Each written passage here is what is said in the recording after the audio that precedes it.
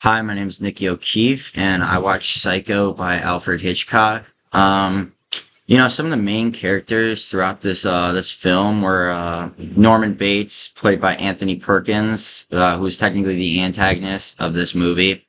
Marion Crane, who in the beginning was a main character, but eventually was killed off pretty early on.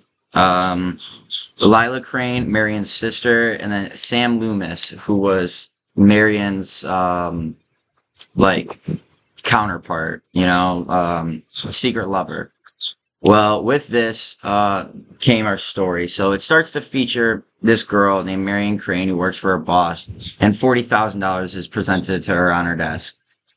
She decides that she is going to steal it and, make a run for, basically make a run for it. She then goes to the Bates Motel where she meets a man named Norman Bates who runs the place. Um, she starts talking to the man, realizing he's kind of weird and everything. Well, sooner or later, she's taking a shower. He comes in and stabs her to death. But that was very early on. So what threw me through a loop with this film is, the way it was shot, like how the way the whole film was shot and the way they did it. I think by, killing off like one of the main characters pretty early on leaves the entire film up to question. Like, how is this going to end? Like, who or what's going to happen next type thing. So after that, after he kills Miriam, he takes the newspaper, which all the money was in, puts it with her body in the back of her car and puts it in a sinkhole.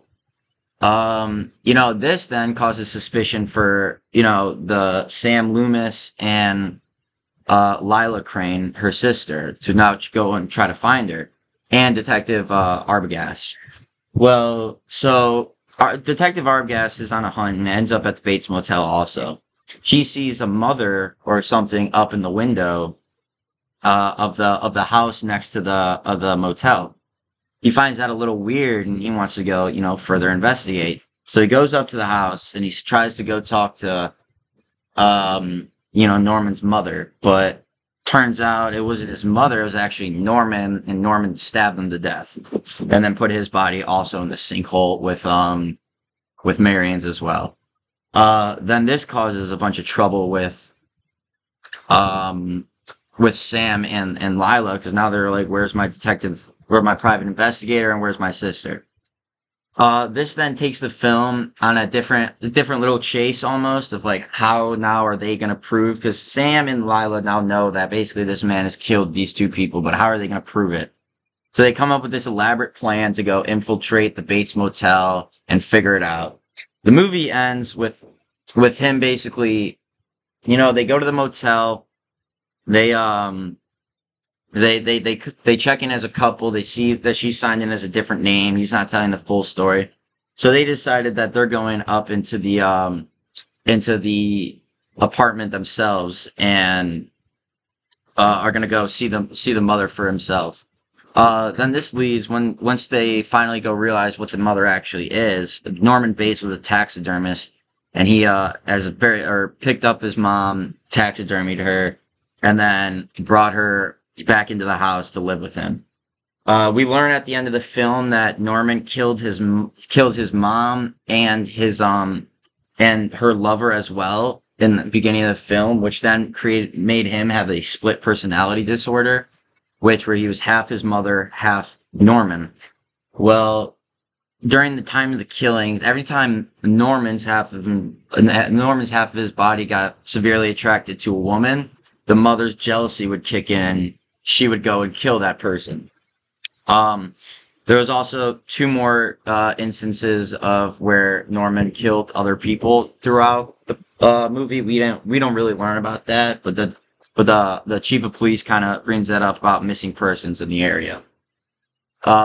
This film was overall extremely well done. I think, Alfred Hitchcock, did a heck of a job on leading you through a whole little path. What made this film so interesting to me was I was very confused after they killed off Marion. I was kind of like, where's this film gonna go now? And like, how could this film even be significant anymore? And also the money. Where's the money gonna go? Who gets this $40,000, which is life changing? So I didn't really know what to expect from the film after they killed off the main character.